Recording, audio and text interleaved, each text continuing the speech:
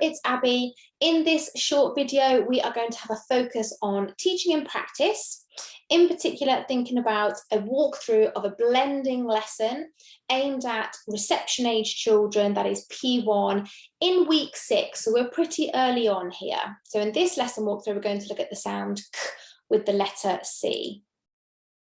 I'm going to imagine it's Monday, so this is a new letter sound that we're introducing with a blending focus. Hello, Monday. So we know that we've got our weekly plan, and the weekly plan is useful while getting to know the programme and which resources we need to gather together. But mostly this plan is useful for the example words and sentences. It just gives us at a snapshot the things that we might want to use, for example, for oral blending or for modelling something.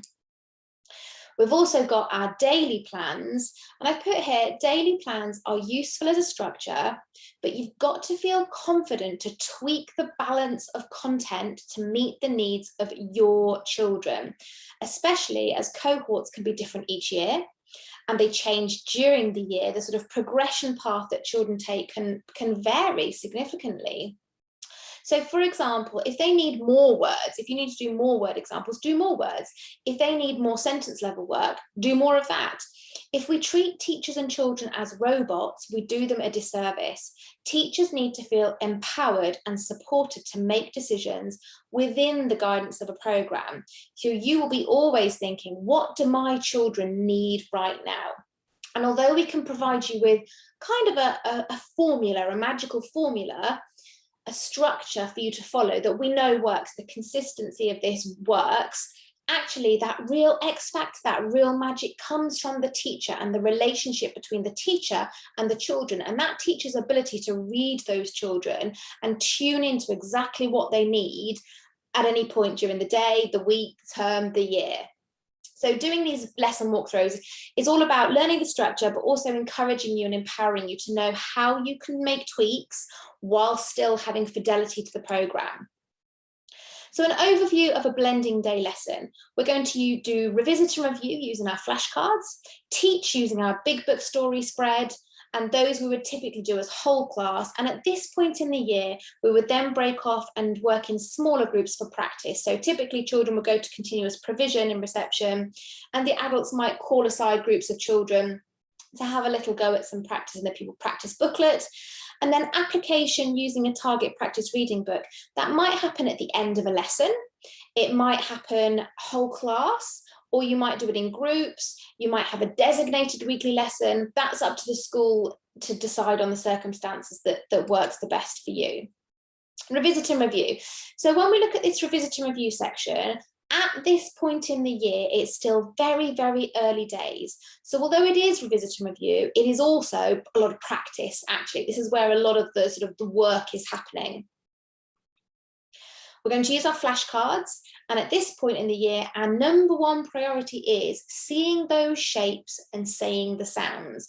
And there's a little extract of a document here, the individual progress tracker, taken from the teacher guide on page 44, which gives you the age-related expectations, and it shows you the focus of, by the end of this half term, what is it that we expect children of this age typically to be able to do? And primarily for them, it's to recognise, say, and identify the code. And I put a little note in yellow, seeing the shapes and saying the sounds is the current core focus. So we'll include more cards here to maximise opportunity. There might be points later in the year where you use less cards. It just depends on what your children need. So remember to point underneath each item you want the children's eyes to be focused on. And we might want at the very beginning of the year, at this point, we might still want children to respond with t, tap, but gradually we will want to move away from that, and we will want the children just to produce the sound t. So at the moment, you might point underneath the lowercase for t, point underneath the tap for tap, and point underneath the capital for t. And you might gradually drop that and just point underneath the lowercase for t. Mouse, p, pan, p, sun, s, d, dog, d. Oh, octopus, oh. Ah, apple, ah. Net, insect, G, goat, g. So we've had a look at our flashcards, and the next thing we might do is oral blending. So oral blending is a focus at this point in the year. It's highly likely that at this point you don't have many children that are blending, therefore oral blending can be really useful. You can use it inside the lesson, but also outside of lessons. And for your oral blending content, you can use words that are on the weekly plan or from the back of the flashcards. And it's a scaffold, and your role will be to notice who needs more of this, who is struggling with this, and who can do well at this. And when children are able to do this, when they can orally blend, leave it outside the lesson. You don't need to then include this in your structure, so you've got to make that decision. So oral blending is when you would say to the children, I'm going to say the sounds in a word. I'm going to play a little game. I'm going to say the sounds in a word, and you see if you can tell me the word. Are you ready? K, o, d, k, o, d. And it might be that none of your children can tell you cod. Some might be able to, some nearly might be able to, lots might not be able to, but that doesn't stop you from doing. You've still got to model this loads and loads and loads and loads to help them learn how to do it. K, at, at. What can we hear? K, at. That's right, cat. K, a, k, a, cam. And you also need to make the decision on how many words you do with your children. So you might be thinking at this point in the year, we're still very early on, we're still embedding routines, the children are not able to sit and concentrate for very long, they need to move and go off and go and do things.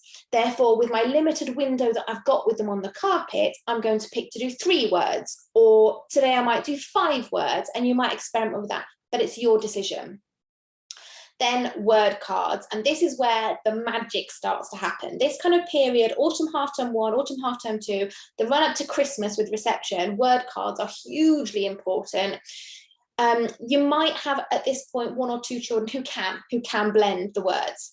You might have a handful of children that are just on the cusp, and that's so exciting when you just see that process happening when they sort of get it. It might be that most of your cohort has not got a Scooby-Doo clue how to blend. That is why it is so important to model, model, model. So you'll flip your flashcards over and you've got your decodable words on the back. Remember to point underneath at each item you want the children's eyes to be focused on, and model, but encourage their participation. Are you ready, children? We're going to say the sounds and we're going to try and blend the words. Off we go. Ah, man. Dip, dip. Sat, sat. And if they are sort of brilliant, fantastic, well done, oh, excellent, you know, lots and lots of praise together. Let me see everybody joining in. Come on, I know you know some of these sounds. Join in with me. G, ap, g, ap. Gap.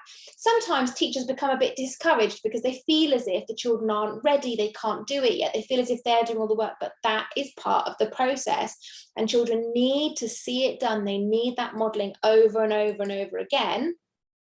And encouragement. Now you try. Come on, children, I'm going to listen, I'm going to point underneath and you tell me the sounds, and I'm going to be quiet and I'm going to listen to you. So you'll point underneath and hopefully some children will say s, eh. They might not be able to blend it, but they can tell you those sounds, and then you can join in and go, sip, that's right, brilliant, sip. Now, you need to make the decision to stop when you can see they've had enough. So sometimes you might be feeling like, do you know what, after 3 words, that's it, that's enough, I need to move on. I'm not going to have their attention for much longer on the carpet. That was enough practice for now, and we'll practice more later. Sometimes you can see that the children are really enjoying it, they're really getting into it, they're really on the cusp of blending. So you can do 5 or 6 or 7 or 8 words, that's your decision. But be confident to stop when you can see that they've had enough, and then return to them later in the day outside the lesson. So you'll be thinking, I can see that Rav is really struggling with this. He doesn't seem to be joining in at all. He's looking around the room and not really engaging. I might need to pick up with him later on, perhaps when he's in his child initiated. I'll just go over to him while we're playing and I'll just do a bit more practice. You might be thinking, oh, I can see that Joe is almost there with this. He's right on the cusp. I'm going to go over to Joe later outside of the lesson and just try and give a bit more practice because he's just so close. It's, you know, really exciting. over. Then we're going to think about the teach parts. We've done that revisit and review, but it's really practice at this point too. Now we're going to teach our new piece of code. And for this, I use the flashcard. Now then, children, let's have a look at today's new letter sound. Here we are. It is k, as in cat. And what do you notice about the lowercase and the capital? That's right. They're exactly the same shape, but the capital letter is a bit bigger. And do we have any children in our class that have got this letter with a k sound at the beginning of their name? And sometimes you might need to have a conversation there if you have a child like Charlotte, who might recognize that shape, but of course the piece of code at the beginning of her name is not the k sound, so you might explain that to her. We've got k as in cat. Fantastic, children. Let's have a look at our word. Help me blend it as you turn your card over. We've got our new sound, k, and then we've got a and p, and you encourage them to join k, a, p, cap. Fantastic. Then we use our big book teaching spread to further introduce and put it into context of the children. And you might play the story audio, the storyteller for this, or you might read it yourself. Once inside, the aliens explored the cabin with great curiosity. Nip took lots more pictures with his special scanner. He took a picture of a cat called Kim, and a cod in a dish. Feeling very tired after all the excitement of their journey, the aliens hid their space pod under a cabinet and looked for somewhere safe to sleep. "Let's hide in this empty basket," whispered Nap. After a little hop and a big jump, Nip and Nap snuggled down to sleep in the cozy cushions. Now then, children, here we've got that yellow button, and in our yellow button we can see here is our sound today. Here is k with our letter shapes, and we've got our lowercase and our capital as well. Let's press the button and listen for the sound. Press it and listen for k. And let's have a look now at our blue buttons, and let's read the words together. Are you ready, children? I'll point underneath and you help me blend them. K, a, p, cap. What's a cap? Oh, that's right, it's a hat. What colour is this cap? Yes, it's blue. Well done. Let's have a look at the next word. Cat, cat. Well done. What's a cat? Oh, this is a cat in the picture, right? Put your finger on your nose if you have a pet cat at home. Oh, fantastic. I don't have a pet cat, I have a pet dog, but I would quite like a pet cat. They are very lovely. Remember what this cat was called in the story? That's right, it's called Kim. Kim has a k sound at the beginning too, but it's spelled with a different letter, and we'll learn more about that another day. Let's have a look at the third button. K-o-d, cod. Good blending, children. Well done. What is a cod? A cod in a dish. Oh, it's a fish like cod and chips. Do you like to eat fish and chips? We have fish and chips sometimes for a treat on a Saturday night. Who do you think that cod in the dish is for? Oh, you think it might be for Kim. I think you're right, for Kim the cat. So we're putting the words in context, we're putting the letter sound in context, we're practicing our blending, we've got phonemic awareness going on here because we're hearing it, we're encouraging children to say it as well, but we're also doing things like reading the pictures and thinking about, what's going on in the story. I might then talk to children about, oh, there's a few words in this story, children, I just want to ask you and check if you know what they mean. Cabin. Can you remember what a cabin is? We talked about cabin the other day in the story. That's right, a cabin is like a little wooden house where the people are staying. Curiosity. And some people might think that the word curiosity is not age appropriate for our little tinies, but you might have children in your class that are ready for that level of challenge. And then in that case, talk about curious and, curiosity and being curious. Being curious means you really like finding out new information. You like to learn about things. Cabinet. They hid their space pod under a cabinet. What is a cabinet? A cabinet's like a piece of furniture. You might have a cabinet at home. It might have drawers or doors, and you can keep things in it. And then they snuggled down to sleep in their cozy cushions. Oh, don't they look cozy, children? Show me how you would look all cozy and snuggly if you were snuggled up in that basket with the cozy cushions like Nip and Nap. How lovely. Now, in the lesson plans for Rocket Phonics, we just say to you, use this as a stimulus, use it to talk to the children, but we don't give you any direction really on how to do that or what you do with it. That's down to you. You're asking questions, you're having discussions according to the needs of your children. If your children have a strong vocabulary need, do lots more vocabulary. If your children don't need to, then don't. And you've also got to sort of weigh it up with the age of your children, how long you want to sit and talk with them for. You can always return to this later, but this is in your hands. That's just the way that I would probably do it with most cohorts. Then for practice, so children at this point, they'll have had, you can imagine from the session that we just ran through, that's easily 15 minutes, probably a bit more if you're like me and you like to talk a lot. So the children have likely now gone off for continuous provision. Most reception classes don't have the seating for lots of children to sit together to do a bit of practice anyway. So children go off, and you would then think about a program of pulling groups, and sort of how big those groups are is up to you. How you mix the children, how you bring them is completely up to you. But for your practice, sorry, I'm clicking all over the place, aren't I? For your practice, the support that you've got is a pupil practice activity booklet. So this pupil practice activity booklet is open-ended differentiation. Some children are not going to be able to access much of this at the moment at all, and that's absolutely fine. Other children might be able to access quite independently all of this, and that's absolutely fine. But isn't it great that you've got the material there in your hands? So it's individualized access. Let's take a think about Mabel. So Mabel needs some adult support. Mabel is not yet ready to access this level of content. There's nothing wrong with that at all. So Mabel's focus is recognizing the graphemes and saying the sounds. Mabel's focus might just be coming to sit at a desk for a couple of minutes, seeing the concepts of words and sentences. Mabel might do the first few boxes with an adult. She's going to have loads of praise. Well done, Mabel, that's fantastic. You remembered those sounds. You managed to find and point to the letters. Absolutely brilliant. Now for Mabel, this content can be used at a later time for her little and often intervention. So you might return to the rest of that content with Mabel later in the day, later in the week, later in the term. You might return to it with Mabel next term. Absolutely fine. Isn't it great that it still exists for that? Alice, however, came to reception from nursery pretty much reading and writing already.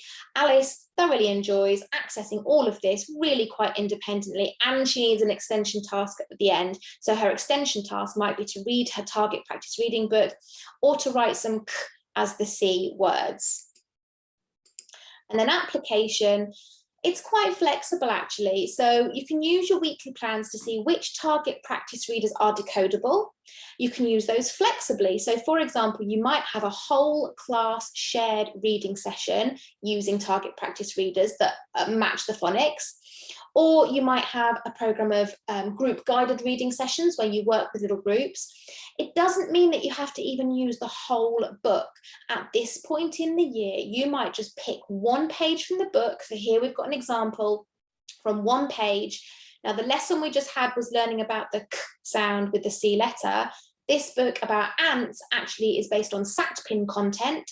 So because the children did that a couple of weeks ago, actually they should be able to apply their learning to this more independently. So again, lots and lots of modeling. You might read it to them and just have a discussion. The focus might be them just learning to hold a book or learning to engage with this one picture and this one sentence. Or you might have children on the brink of blending that with you, or like Alice, independently reading that. And that's absolutely fine. Access at their own level, whatever's right for your children. And then an optional and flexible target practice reading book activity. With every single book in Rocket Phonics, there is always a little activity that comes with it. And there's also a lesson plan that comes with it, but we're totally flexible about how you use it. It's quite a nice thing. You can pop it in continuous provision. You can send it home. Children might want to have a little practice with this after they've shared that book. That is up to you. So that is the end of that one. I hope you found that useful and helpful. Ask me any questions you have in the comments below the video. There you go.